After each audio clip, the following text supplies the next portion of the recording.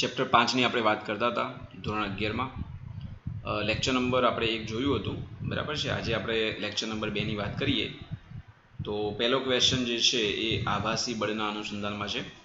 જ્યારે લિફ્ટમાં એક કમાન કાંટા પર ઊભેલા માણસનું અવલોકન એ 60 કિલોગ્રામ દર્શાવે છે, એટલે એક વ્યક્તિ છે એ લિફ્ટમાં છે, સ્થિર લિફ્ટ ઊભી છે, તો એ વ્યક્તિનું જે વજન બળ છે આપણને એનું જે દળ છે 60 kg દર્શાવે છે। जो लिफ्ट है मित्रों ए 1.8 मीटर पर सेकंड स्क्वेરના અચળ પ્રવેગથી જો એ લિફ્ટ નીચે ઉતરે તો સ્પ્રિંગ બેલેન્સ પર ઊભેલા માણસનું નવું અવલોકન ન્યૂટન એકમમાં કેટલું થશે, એટલે આ દળ છે એવું આપણે કહી શકીએ બરાબર છે। આપણે જે ગણતરી કરવાની છે એ વજન બળની ગણતરી કરવાની છે। ઓકે, તો જોઈએ અહીંયા આપણને આન્સર નથી આપ્યો બરાબર છે, પણ જે આન્સર છે આપણે ન્યૂટનના ફોર્મમાં ગણતરી કરવાની છે। તો મિત્રો તમે જાણો છો કે આભાસી બળ કઈ બાજુ લાગશે, તો જો એ પ્રવેગી ગતિ હોય તો આભાસી બળ જે છે એની વિરુદ્ધ દિશામાં લાગે બરાબર છે, અને જો પ્રતિપ્રવેગી ગતિ હોય તો એની દિશામાં જ લાગે, અને જો અચળ વેગથી હોય તો આભાસી બળ ન આવે। એટલે વાત એમાં આવી છે મિત્રો, જુઓ અહીંયા આપણે આ રીતે સમજીએ, બહુ ઇઝી ક્વેશ્ચન છે આમ તો। અહીંયા આપણે વિચારીએ કે આ એક લિફ્ટ છે બરાબર છે, આ લિફ્ટ એમાં ઊભેલ એક વ્યક્તિની આપણે વાત કરીએ તો અહીંયા એક વ્યક્તિ છે એવું વિચારીએ આપણે, આ એક વ્યક્તિ છે, એના ઉપર જે વજન બળની વાત આવે તો એના પર જે વજન બળ લાગશે, વજન બળ કઈ બાજુ હોય તો નીચે। હવે લિફ્ટ છે ને મિત્રો કઈ તરફ ગતિ કરે છે, તો લિફ્ટ છે એ નીચે તરફ કઈ ગતિ કરે છે, પ્રવેગી ગતિ કરે છે। પ્રવેગી ગતિ નીચે તરફ હોય તો જે આભાસી બળ આવે, આભાસી બળને આપણે શું બોલીએ છીએ ma, એ આભાસી બળ ગતિની વિરુદ્ધ દિશામાં હોય એ આપણને ખબર છે, રાઈટ।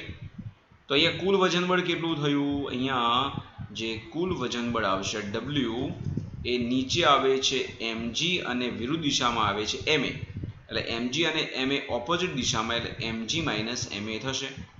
એમ આપણે કોમન લઈ લઈએ તો અહીંયા લખાશે g માઇનસ a।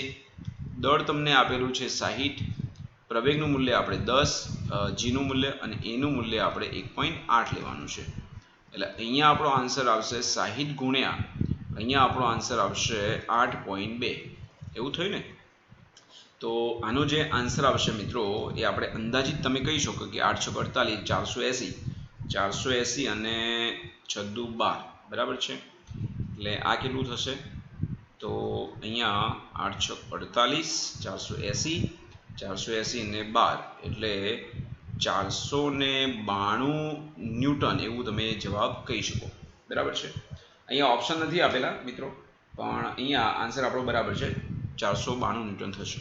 ઓકે, ગતિ જો પ્રવેગ ગતિ ઉપર હોત તો આભાસી બળ નીચે આવતું, અહીંયા સરવાળો આવતો, અને જો અચળ વેગથી વાત હોત બરાબર છે, અચળ વેગથી વાત હોત તો અહીંયા પ્રવેગ કોઈ આભાસી બળ ના આવે, માત્ર mg જ આવે, અને પ્રતિપ્રવેગી ગતિ હોય તો ગતિની દિશામાં જ વસ્તુ આવશે। ઓકે, ચલો એના પછી વાત કરીએ તો એક સમતલ રોડ પર એક સાયકલ સવાર, ઢોળાવાળો નથી માર્ગ બરાબર છે, 3 મીટર ત્રિજ્યાનો એક શાર્પ વર્તુળાકાર એ વળાંક લે છે, જેનું મૂલ્ય આપણે 10 લેવાનું છે। તો આપણે એની વચ્ચે જો ટાયર અને રોડ વચ્ચે સ્થિત ઘર્ષણાંક મ્યુની વેલ્યુ જો 0.2 હોય તો એ કઈ ઝડપે વળાંક લેતા આ સાયકલ સવાર લપસશે નહીં, મતલબમાં એ પડી નહીં જાય, એટલે મહત્તમ એની સલામત ઝડપ થઈ। હવે આ રસ્તો જે છે ને એ સમતલ રોડ છે, ઢોળાવાળો નથી, આપણે પહેલા લેક્ચરમાં ઢોળાવાળા માર્ગની વાત કરી હતી, તો અહીંયા જે મહત્તમ સલામત ઝડપ આવશે v મેક્સિમમ એ વર્ગમૂળમાં તમે જાણો છો કે મ્યુ rg થાય બરાબર છે, તો આનો આન્સર કેટલો થશે, વર્ગમૂળમાં મ્યુ મીન્સ અહીંયા 0.2, r કેટલા છે તો r ની વેલ્યુ છે 3 અને g ની વેલ્યુ આપણે 10, બધું મીટર અને સેકન્ડમાં છે, તો આ આન્સર કેટલો થાય 10 ગુણ્યા 0.2 એટલે 2, 2 3 6 બરાબર છે, 10 ગુણ્યા 0.2 એટલે 2 થાય, 2 3 6 એટલે વર્ગમૂળમાં આ તમારો આન્સર 6 જેવો થાય। પણ અહીંયા જવાબ જે છે ને મિત્રો એ કિલોમીટર પર અવરમાં છે, તો આપણે અહીંયા ચેક કરવાનો પ્રયત્ન કરીએ, આપણે મીટર પર સેકન્ડ √6 જેવું આપણે દેખાઈ રહ્યું છે બરાબર છે। અહીંયા ચેક કરી લો આન્સર કયા ફોર્મમાં તમને આપેલો છે, બધા જ આન્સર તમને કિલોમીટર પર અવરમાં જ આપેલા છે। ઓકે, ચલો એને આપણે કન્વર્ટ કરવા શું કરીશું, તો √6 તો એપ્રોક્સિમેટલી જવાબ કેટલો થાય, તો તમે અહીંયા જો 4 હોત તો 2 થતું બરાબર છે, 3 હોય તો 9 થાય, એટલે 2 અને 3 ની વચ્ચે, એટલે આપણો જવાબ છે ને મિત્રો અહીંયા અંદાજિત કહું છું 2.45 જેવું થાય છે. આ જવાબ મીટર પર સેકન્ડમાં છે. મીટર પર સેકન્ડ એક પણ ઓપ્શન દેખાતું નથી આપણને. તો વી જે મહત્તમ તમને પ્રાપ્ત થાય 2.45 છે. કિલોમીટરમાં કરીએ આપણે. મીટરનું જો તમે કિલોમીટર કરવા જાઓ તો 10⁻³ થશે, બરાબર છે. સેકન્ડના આપણે 36 સેકન્ડના કલાક આપણે ઊંધું કરવું પડે, એટલે 1/3600, એટલે 3600 ક્યાં આવશે તો ઉપર આવશે, આવું થાય. તો આ તમારો જવાબ કિલોમીટર પર અવરમાં થશે. સમજ પડી ગઈ? મીટરના કિલોમીટર 10⁻³ સેકન્ડ નીચે છે એટલે સેકન્ડના કલાકના સેકન્ડ બોલો તો એ 3600 થાય, પણ એનું ઊંધું એટલે 3600 ઉપર આવી ગયા. તો અહીંયા તમે જુઓ 10⁻³ એટલે તમે એને 3.6 બોલી શકો. 3.6 ગુણ્યા 2.45 કરો એટલે અંદાજિત તમારો જે જવાબ બનશે એ કેટલો બનશે? તો અહીંયા 3.6 બરાબર, 3.6 ગુણ્યા 2 કરો તો 7 સમથિંગ, થોડો ઉપર જવાબ આવશે, એટલે 7.2 થી ઉપર આવશે. એટલે તમારે અહીંયા જવાબ છે ને એ એક્ઝેક્ટલી બોલું તો 8 સમથિંગ કંઈક આવે છે, અને એ જવાબ છે મિત્રો 8.8 જેવો થાય, 8.82 જેવો થાય છે. તો એવો આન્સર દેખાતો નહીં તમને અહીંયા, આ તો નહીં જ આવે, ખબર પડી ગઈ આપણને. તો આ જવાબ સેટ થશે, એટલે એપ્રોક્સિમેટલી તમે એને કહી શકો, સોરી 8 નહીં, 8.82 છે, એટલે તમે એને 9 કિલોમીટર પર અવર જવાબ કહી શકો, બરાબર છે. નેક્સ્ટ ક્વેશ્ચનની આપણે વાત કરીએ મિત્રો, તો આવો ક્વેશ્ચન તમારે અહીંયા આવી ગયેલો છે. એક માણસ મશીન ગનમાંથી 40 ગ્રામ દળની ગોળી 1200 મીટર પર સેકન્ડના વેગથી છોડે છે. જો માણસ વધુમાં વધુ 144 ન્યૂટનનું એ પ્રત્યાઘાતી બળ એ સહન કરી શકતો હોય તો દર સેકન્ડે વધુમાં વધુ કેટલી ગોળી છોડી શકે? તો આ પ્રશ્ન બે રીતે સમજી શકાય. તમે એક કામ કરો, એક ગોળીનું વેગમાન કેટલું થાય, તો વેગમાનના આધારે બળ કેટલું સહન કરી શકે તમે સમજી શકો છો. કેમ કે તમે જાણો છો કે F બરાબર તમારે શું થાય, તો F બરાબર તમારે dp/dt થાય, આવું થાય, dp/dt બરાબર, ન્યૂટનની ગતિનો બીજો નિયમ. એટલે તમે એને સીધું એમ બોલો તો પણ ચાલી જાય કે વેગમાન એ કેટલું સહન કરી શકે. ધારો કે 1 સેકન્ડમાં છે ને એ મિત્રો n ગોળી છોડી શકે છે. કેટલી ગોળી? n ગોળી. એક ગોળીનું વેગમાન કેટલું થાય, એટલે હું ખાલી એમ કરું કે વેગમાન એટલે p અને સમય એટલે t, આપણે 1 સેકન્ડની વાત કરવાની છે. એટલે તમારે શું થયું અહીંયા કે વેગમાન શું થશે, તો વેગમાન એટલે એક ગોળીનું વેગમાન mv થાય, તો એવી કેટલી ગોળીઓ છોડી શકે છે, તો n ગોળીઓ, n આપણે શોધવાના છે, અને સમય t બરાબર 1 લેવાના છે. તો આપણે n ને કરતા બનાવવાના પરથી, n કેટલી ગોળી છોડી શકે, તો f અને t સામે જશે અને mv જે છે નીચે આવશે. એટલે એક ગોળીનું વેગમાન શોધી નાખો અને એના પરથી તમે આન્સર મેળવી શકો છો, બરાબર. અહીં કિંમત મૂકી દે, જુઓ f એટલે 144 ન્યૂટન ખમી શકે, સમય એટલે આપણે 1, ગોળીનું વેગમાન દળ જે છે એ 40 ગ્રામ છે, એટલે તમે એને 40 ગુણ્યા 10⁻³ kg કહી શકો. ઝડપ છે એ 1200 છે, આવું કહી શકો. 10⁻³ એટલે અહીંયા લઈ લો તો 1.2 થઈ જાય.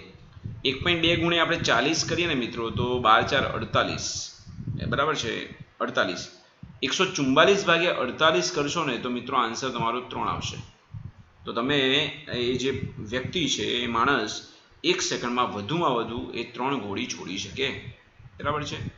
સીધું એકનું ગણી નાખશો તો પણ સમજ પડી જશે. ચલો એના પછી વાત કરું તો આકૃતિમાં તમે જોઈ શકો એક દિવાલ છે. દિવાલ પર અહીંયા m દળનો એક જે બોલ છે એ v વેગથી આવી રહ્યો છે. અહીંયા x અક્ષ સાથે એનો ખૂણો જે છે 60 ડિગ્રી છે, અને બીજી બાજુ પણ એ 60 ડિગ્રી જઈ રહ્યો છે. તો બળનો આઘાત એટલે કે વેગમાનમાં થતો ફેરફાર શોધવાનો છે. વેગમાનમાં થતો ફેરફાર શોધવા માટે શું કરશો, જુઓ હું તમને સમજાવી દઉં. અહીંયા જે આવે છે વેગમાન એ mv છે, ને અહીં અંતિમ પણ અહીંયા એ જે બોલ જશે એનું દળ પણ m જ છે. તો પરિસ્થિતિ મિત્રો શું થશે, અહીંયા જુઓ એના જે ઘટકો આપણે લેવા પડશે. તો થીટા અહીંથી છે, એટલે આ જે ઘટક તમને પ્રાપ્ત થાય આ કયા ચરણમાં જશે, તો આ તમારે જે જઈ રહ્યું છે એ મિત્રો ચોથા ચરણમાં છે.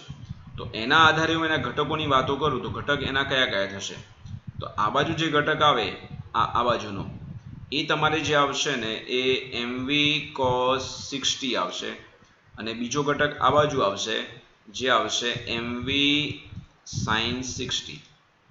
આ મિત્રો ત્રીજા ચરણમાં છે, એટલે બંને માઇનસ આવશે. એટલે અહીંયા તમારે જે આવશે એ બે ઘટકો આ રીતે આવશે. એક આવશે mv cos 60 અને અહીંયા આવશે આ બાજુ જ આવશે એ આવશે mv sin 60, આવું થશે. તો અહીંયા થયું શું મિત્રો, જુઓ કે ટોટલ આપણને જે પ્રાપ્ત થશે વેગમાનનો ફેરફાર એટલે ડેલ્ટા પી. તો જુઓ પ્રારંભિક વેગમાન કેટલું છે એ પહેલાં સમજી લો. પ્રારંભિક વેગમાન તો પહેલાં જે છે ને એ મિત્રો ચોથા ચરણમાં જાય છે, એટલે કોસ જે છે એ પ્લસ આવે ને સાઇન માઇનસ આવે. તો એના ઘટકોની વાત કરું તો આવું થશે, mv cos 60 એ i હેટ આવશે અને એટલે x દિશામાં છે, અને બીજો ઘટક આવે તમારે સાઇન એ માઇનસ આવશે એટલે માઇનસ mv sin 60 એ આ ઘટક તમારે i કહેવાય અને આ j કહેવાય. બરાબર છે. ચલો એટલે તમે i અને j નહીં લખો તો પણ ચાલશે. આ i ઘટક છે અને આ તમારે j ઘટક છે.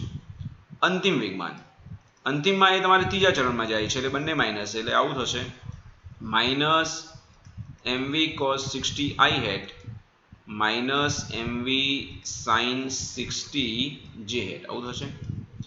વેગમાનનો ફેરફાર તમને જે મળે ને એ જ બળનો આઘાત કહેવાય, એફ ડેલ્ટા ટી. તમને ખબર છે.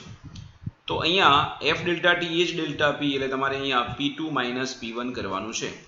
તો બાદબાકી કરશો તો શું થશે? તો P2 માંથી P1 બાદ કરશો મિત્રો તો આ બંને માઇનસ છે, એટલે બાદબાકી કરશો એટલે પ્લસ થઈ જશે, એટલે આ વસ્તુ તમારે જે છે ને આ ભાગ જે છે એ બાદબાકીમાં નીકળી જશે. તો તમે P2 માંથી P1 બાદ કરશો, પણ હંમેશા યાદ રાખવાનું કે આ ફેરફાર જે છે ને એ માનવમાં લેવાનું, માનવમાં લેવાનું. તો તમારે અહીંયા માઇનસ mv cos 60 માંથી આ નીકળ્યા એટલે માઇનસ માં પ્લસ થશે, એટલે આવું થશે માઇનસ તો રહેશે જ, પણ આપણે અહીંયા માનવમાં લઈએ છીએ એટલે આવું લખાશે, રાઈટ, સોરી, ઓકે. એટલે આપણે પ્લસ જ લખીએ તો આવું થાય, જુઓ 2mv અને cos 60 એટલે 1/2. ઘટક નહીં લો તો ચાલશે, અહીંયા i દિશામાં એ આપણે પ્રાપ્ત થાય જો વેલ્યુ લેવી હોય તો. બે જતા રહે એટલે તમને mv અને કઈ દિશામાં તો x દિશામાં પ્રાપ્ત થશે. તો mv આન્સર દેખાઈ રહ્યો છે મિત્રો તમને, આ તમારો આન્સર આવશે. ઓકે. એના પછીના પ્રશ્નની વાત કરીએ મિત્રો તો આકૃતિમાં દર્શાવ્યા અનુસાર ઘર્ષણ રહિત સપાટી પર અહીંયા કોઈ જ ઘર્ષણ નથી, એટલે નીચેની જે સપાટી છે એ તમારે ઘર્ષણ રહિત સપાટી છે એવી વાત કરવાની છે. બરાબર છે. તમને અહીંયા 3 પદાર્થો આપેલા છે. પહેલો જે પદાર્થ છે એ દાખલા તરીકે અહીં લખેલું 4 kg, અહીંયા લખેલું છે તમારે 2 kg અને અહીંયા લખેલું છે તમારે 1 kg. નામ આપી દો. આ દાખલા તરીકે m1, આ m2 અને આ m3 એવું છે. હવે અહીંયા આપ્યું છે કે આ બાજુ F બળ આપી, અને F બળ કેટલું લગાડો છો તમે? તો અહીંયા આપણે આકૃતિમાં દર્શાવ્યા અનુસાર ઘર્ષણ સપાટી પર આપણે એકબીજાના સંપર્કમાં મૂકેલા છે. આના ઉપર આપણે મિત્રો 14 ન્યૂટનનું બળ લગાડીએ છીએ અહીંયાથી. તો આપણે A અને B વચ્ચે, એટલે અહીંયા આપણે સંપર્ક બળ કેટલું લાગશે? તો ફર્સ્ટ ઓફ ઓલ એક કામ કરીએ, આપણે સમગ્ર તંત્ર જે છે એ સમગ્ર તંત્રનો પ્રવેગ કેટલો? તો અહીંયા કોઈ જ ઘર્ષણ નથી, એટલે પ્રવેગ બરાબર સીધું સૂત્ર આવશે A બરાબર F/m. F એટલે તમે કેટલું લગાડ્યું? 14, અને દળ એટલે બધાનો સરવાળો કરો એટલે 4 + 2 + 1 એટલે કેટલું થયું? તો 7, એટલે તમારે 14/7 એટલે 2 મીટર/સેકન્ડ² થશે. હવે આપણે A અને B વચ્ચે અહીંયા આપણે વાત કરવાની છે આ જગ્યાએ, ત્યાં સંપર્ક બળ કેટલું લાગશે? તો મિત્રો ત્યાં જે સંપર્ક બળ લાગશે A અને B વચ્ચે, A અને B વચ્ચે સંપર્ક બળ, ઓકે. તો એ જે સંપર્ક બળ આવશે F, તો ધક્કો આ બે પર વિચારવાનો, એટલે શું આવશે? તો F બરાબર ma, પણ એમાં ધક્કો કોને કોને લાગે? તો m2 અને m3 ને, એટલે m2 + m3 × 11. બરાબર છે. તો એ કેટલું આવશે? m2 એટલે 2 અને m3 એટલે 1, અને પ્રવેગનું મૂલ્ય કેટલું છે? 2. તો 3 દુ 6 અહીંયા ન્યૂટન. અને આના પર કેટલું લાગે? તો સિમ્પલ વાત છે કે અહીંયા તમે વિચારશો તો 14 ન્યૂટન છે, એટલે 4, એનો પ્રવેગ કેટલો છે? 2. તો 4 દુ 8, 8 અને 6 કેટલા થઈ ગયા? 14. તો એમ પણ સમજ પડી જાય, કોઈ મોટી વસ્તુ નથી. અહીંયા વાત કરીએ તો અહીંયા પ્રશ્ન કર્યો હોત તો આના ઉપર એટલું આવે, એટલે તમારે કેટલું આવે? ma એટલે 1 અને 2 એટલે 2 આવશે. બરાબર છે. અહીંયા સંયુક્ત વાત કરીએ તો 6. ક્લિયર મિત્રો? એના પછીનો જે ક્વેશ્ચન તમને આપેલો છે એમાં વાત એવી છે કે એક ધડાકામાં એક ખડકના સમસ્થિતિ સમતલમાં 3 ટુકડા થાય છે, જેમાંના 2 એકબીજાને કાટખૂણે જાય છે. 1 કિલોગ્રામ દળ ધરાવતો પ્રથમ ટુકડો જે છે 12 મીટર/સેકન્ડની ઝડપથી અને 2 કિલોગ્રામ દળ ધરાવતો બીજો ટુકડો 8 મીટર પર સેકન્ડની ઝડપથી ફંગોળાય છે, તો જો ત્રીજો ટુકડો 4 મીટર પર સેકન્ડની ઝડપથી ઉછળે તો એનું દળ કેટલું હશે? તો અહીંયા આપણે 3 ડાયમેન્શનની આપણે વાત કરવી પડશે. તો એક કામ કરીએ, આપણે XYZ સમતલ આપણે વિચારીએ, બરાબર છે, અને આપણે એનું દળ ગણવાનું છે. એટલે વાત મિત્રો આવી છે, જુઓ એમાં સમજો કે એક ખડક છે, આ એક ખડક આપણે વિચારીએ, એના 3 ટુકડા થાય, તો એમાંથી 3 ટુકડા એટલે સમજી લો કે એક છે દાખલા તરીકે x અક્ષ પર જાય, બરાબર છે, બીજો જે ટુકડો છે દાખલા તરીકે કાટખૂણે છે ને એટલે બીજો y દિશામાં જાય, અને ત્રીજો જે છે એનું આપણે ખબર નથી, અને આપણે z પર વિચારીએ અલગ અલગ. તો પરિસ્થિતિ શું થઈ મિત્રો? જુઓ, એકમાંથી આપણે 2 ટુકડા એટલે અહીંયા, તો અહીંયા જે બને એને m1 બોલીએ, અહીંયા જે ટુકડો આવે એને આપણે m2 બોલીએ. m1 મીન્સ આપણે અહીંયા 1 kg છે, બરાબર છે, એની ઝડપ એને આપણે v1 બોલીએ, એ તમારે છે 12 મીટર પર સેકન્ડ. બીજો જે છે m2, એની જે ઝડપ છે, લંબ છે, એ બંને કાટખૂણે છે, એ આપણે આપી દીધું છે. એની જે ઝડપ છે મિત્રો m2 તમારે 2 kg છે, અને એની ઝડપ છે 8 મીટર પર સેકન્ડ. અને ત્રીજો ટુકડો જે અહીંયા જાય છે એની ઝડપ જે છે v3, એ તમારે 4 મીટર પર સેકન્ડ છે. ઓકે, તો એનું આપણે દળ ગણતરી કરવાની છે. તો અહીંયા આપણે વેગમાન સંરક્ષણ લેવું પડશે, બરાબર છે. વેગમાન સંરક્ષણ શું કહે છે? જુઓ, વેગમાન સંરક્ષણ મુજબ અહીંયા પ્રારંભિક વેગમાન ઇઝ ઇક્વલ ટુ અંતિમ વેગમાન, આવું લખાય. ચલો, પ્રારંભિક વેગમાન એટલે ખડક જે છે ને પહેલા કેવો હતો? તો એ સ્થિર હતો, અહીંયા સ્થિર છે, આ વસ્તુ જે છે સ્થિર હતી, એટલે પ્રારંભિક વેગમાન 0. પછી વાત કરું તો બંને લંબ છે એટલે m1 v1, બરાબર છે, આવું લખીએ, m1 v1 plus m2 v2, આવું લખીએ. અને ત્રીજાનું જે છે એટલે તમે એક કામ કરો, એને આ રીતે લખો તો પણ ચાલશે. ત્રીજાનું m3 v3 આવશે, એ તમે એપ્લાય કરશો તો પણ અહીંયા વાંધો નથી, સીધું મૂકી દો, ચલો વાંધો નહીં. ત્રીજાનું કેટલું? તો m3 v3, બરાબર છે. ચલો, m1 અને v1 એ બધું તમને આપેલું છે, m2 v2 પણ આપેલું છે, પણ એ લંબ છે એ આપણે ખાસ સમજવું પડશે. એટલે એને આપણે p1 p2 એ પ્રમાણે નામ આપતા, બરાબર છે, તો પણ ચાલતું, અને i જે એવું આપણે દર્શાવીએ તો પણ ચાલશે. દિશા એનું મહત્વ છે, એમ ઉપર આપણે સદિશ ન મારી શકીએ, બરાબર છે. ચાલો એક કામ કરો, અહીંયા આપણે સદિશ સ્વરૂપે લખીશું 0 બરાબર m1 કેટલા? m1 એટલે 1. એનો વેગ જે છે મિત્રો 12 છે, પણ એની દિશા તમારે લખવી પડશે i હેટ, x પર છે. m2 નું જે દળ છે મિત્રો અહીંયા 2 છે, અને અહીંયા v2, રાઈટ, v2 તમારે જે છે એ 8 છે, અને એની દિશા તમારે જે લેવી પડશે. ત્રીજો ક્યાં જાય છે આપણને ખબર નથી, તો આપણે m3 v3 લખીએ, પણ m3 એટલે કેટલું છે? તો એનું દળ તમને આપેલું છે એ 4, અને વેગનો ઘટક એ આપણે v3 લખીએ, દિશા ખબર નથી આપણને. તો મિત્રો આનો અર્થ શું કહેવાય? તો હું તમને કહું કે 4 વડે ભાગી નાખો આખાને, તો 0 બરાબર શું થાય? 4 વડે ભાગો તો 4 3 12, એટલે તમારે આવશે 3i હેટ, પ્લસ તમે એને 4 વડે ભાગ્યું એટલે 2 2 4 આવશે 4j હેટ, પ્લસ અહીંયા લખાશે v3, રાઈટ. તો ધેરફોર હું v3 ને કરતા બનાવું તો એનો મતલબ થશે -3i hat -4j hat, right. તો એક કામ કરીએ, v3 નું આપણે મૂલ્ય શોધવું છે, સોરી આપણે અહીંયા દળ શોધવાનું છે. v3 આપેલા હતા આપણને, ઓકે, સોરી મિત્રો, v3 આપણને આપેલા છે 4 છે, ઓકે, એટલે આપણે દળ શોધવાનું છે, બરાબર છે. તો અહીંયા થોડુંક આપણે સમજૂતી મેળવીશું વ્યવસ્થિત.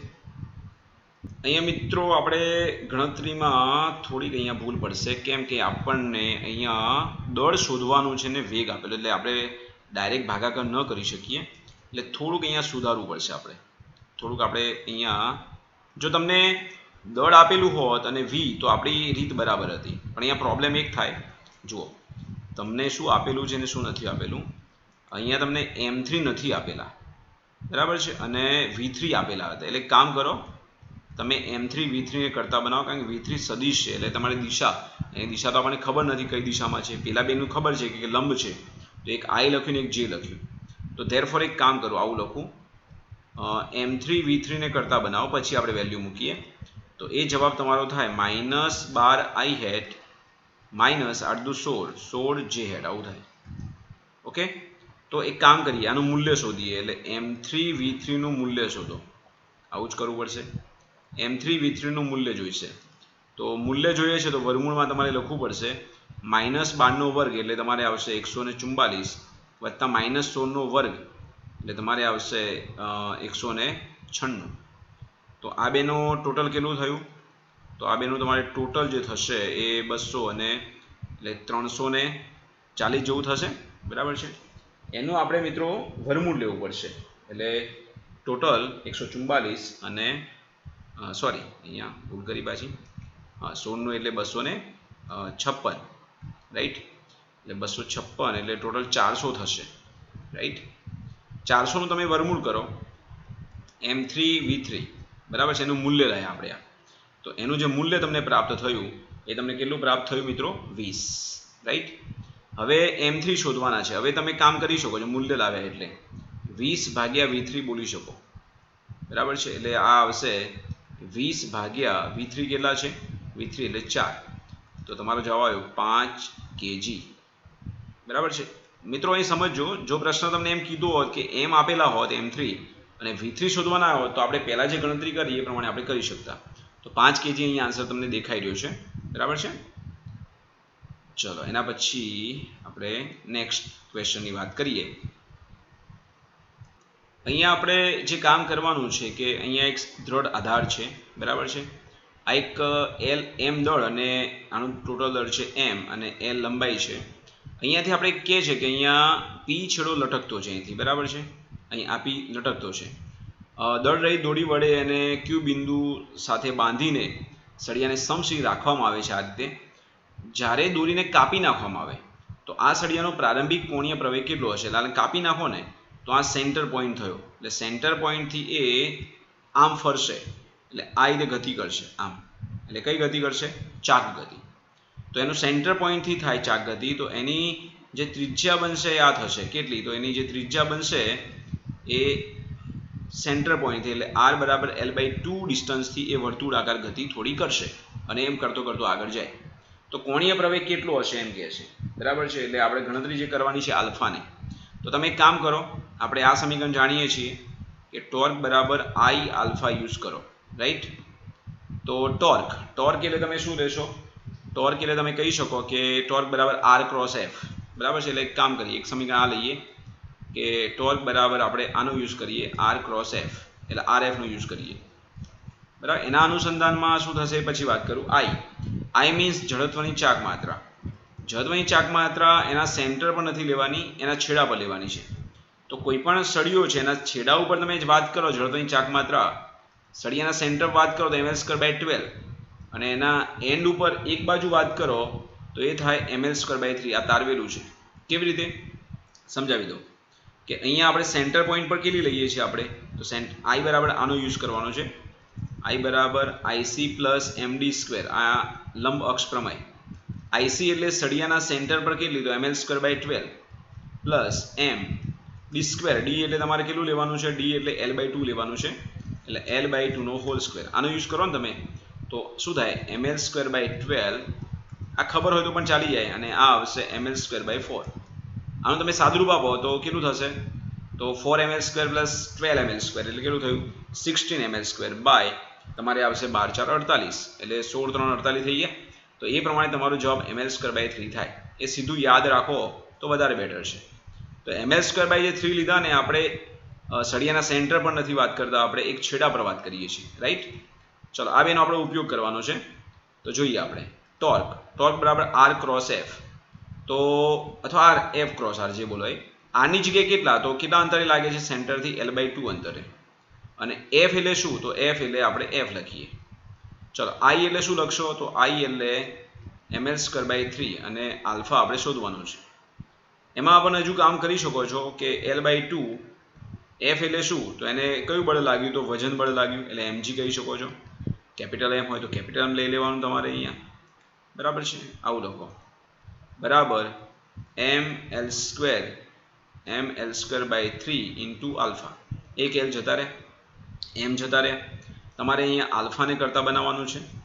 આલ્ફાને તમે કરતા બનાવશો તો આવું થશે 3 એમ જતા રહ્યા એટલે 3g બરાબર છે બાય 2 અને એક l વધશે આ બાજુ 3g બાય 2l. તો મિત્રો આન્સર તમને નંબર 2 દેખાઈ રહ્યો છે. આ આન્સર તમારો અહીંયા સેટ થશે.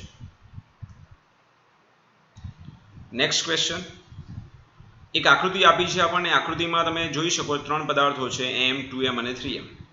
એને આપણે ઉપર f બળ લગાડ્યું છે અને એમ કહે છે કે f જેટલું બળ લગાડ્યા બાદ બધા જ દળો ઉપર તરફ અચળ ઝડપથી ગતિ કરે છે.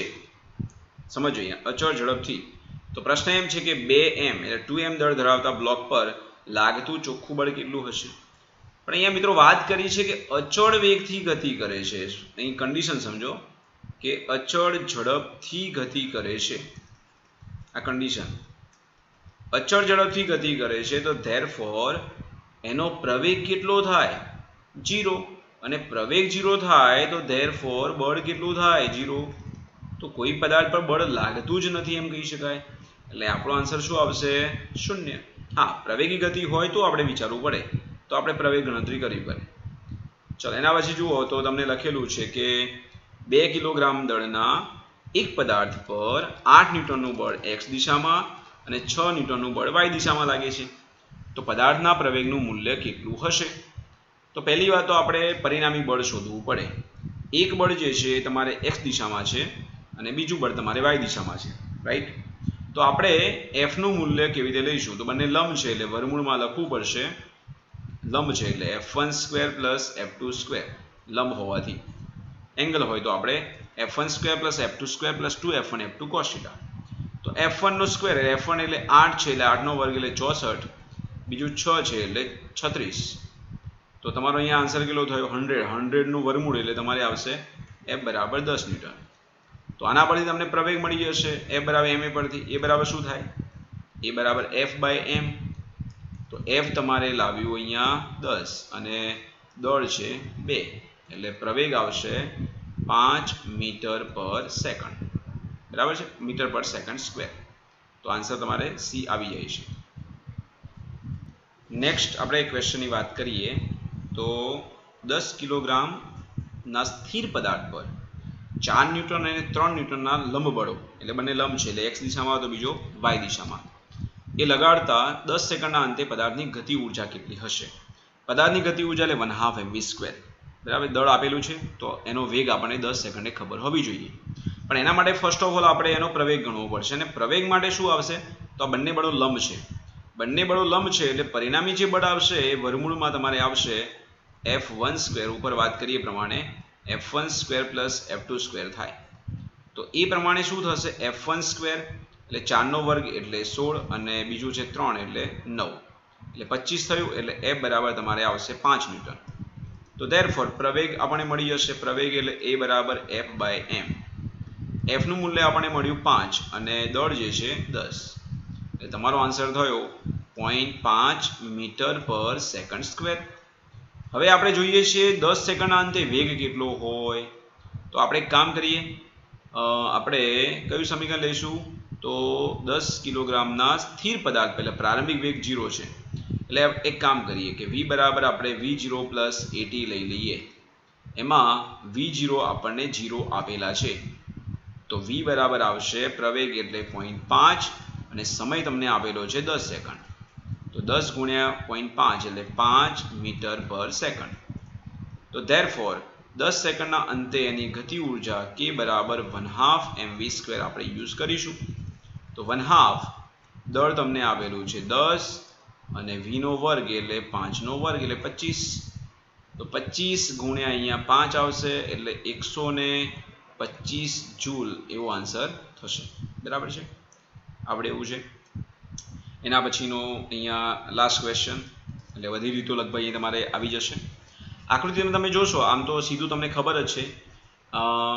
આકૃતિ આપેલી છે એની અંદર બ્લોકની સપાટી અને ઢાળની સપાટી વચ્ચેનો આપણે સ્થિત ઘર્ષણાંક ગણવાનો છે. આમ તો આના માટે તમને ખબર જ છે કે આ સમીકરણ આપણે આવશે કે μ બરાબર tan θ. કેવી રીતે તમને ખબર છે? જુઓ સમજાવી દો કે અહીંયા મિત્રો fs ઘર્ષણ બળ આ બાજુ છે, વજન બળ અહીંયા નીચે છે એટલે આ બાજુ જે ઘટક આવે તમારે શું આવે? તો mg નો સાઇન ઘટક આવે એટલે mg sin 35 અને આ બાજુ જે આવશે એ mg cos 35 એવું થશે. હવે સંતુલન અવસ્થામાં છે, સંતુલન અવસ્થામાં છે એટલે ઉપરનું બળ બરાબર નીચેનું, ડાબા બરાબર જબા. ઓકે, એટલે અહીંયા શું થાય જુઓ કે n ને આપણે લઈએ દાખલા તરીકે, તો ઘર્ષણ બળ Fs, તો Fs બરાબર આવશે mg sin થીટા. બરાબર, તમે એને 35 ના લખો તો mg sin થીટા આવશે. અને બીજી વાત કરું લંબ બળ, તો n બરાબર શું આવશે, તો mg cos થીટા એવું થશે. આ બેનો આપણે ગુણોત્તર લેવાનો છે, તો એ બેનો ગુણોત્તર લેશો તો sin ભાગ્યા cos એટલે tan થઈ ગયું, tan થીટા બરાબર છે મ્યુ, અને મ્યુ એટલે શું, તો Fs બાય n. બરાબર છે, એમ સીધું બોલો તો પણ ચાલી જાય. એટલે તમને આ જ મળશે, કારણ કે તમે જાણો છો કે મ્યુ બરાબર આપણે લખીએ છીએ મ્યુ બરાબર Fsn, બરાબર ને, Fs બરાબર મ્યુ Sn એવું તમે લખો છો આ સમીકરણ.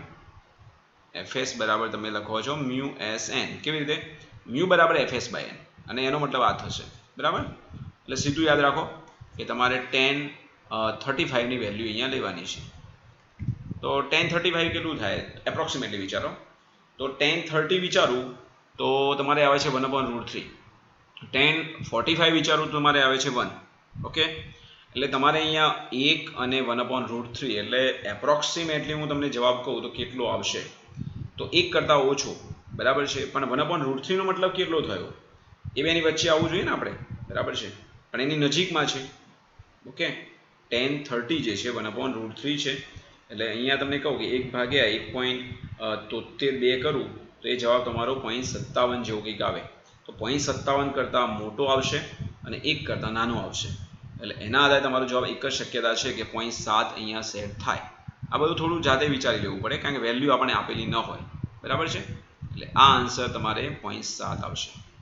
ઓકે, તો ચેપ્ટર 5ની બધી રીતો મેં અહીંયા લઈ લીધી છે. ખાસ કરીને તમારે પ્રવેગ ગતિવાળા પ્રશ્નો અને જે બળના અનુસંધાનમાં પ્રવેગની જે વાતો છે અને આ આકૃતિ પરથી, અને બીજી વાત જેવી કે ઘરઘડીવાળા ક્વેશ્ચન હતા એ મોસ્ટ ઓફલી વધુ પૂછાય છે, અને પેલા સીધા સમતલ રસ્તો હોય અને ઢોળાવાળો હોય. ઓકે, તો આટલું રાખીએ.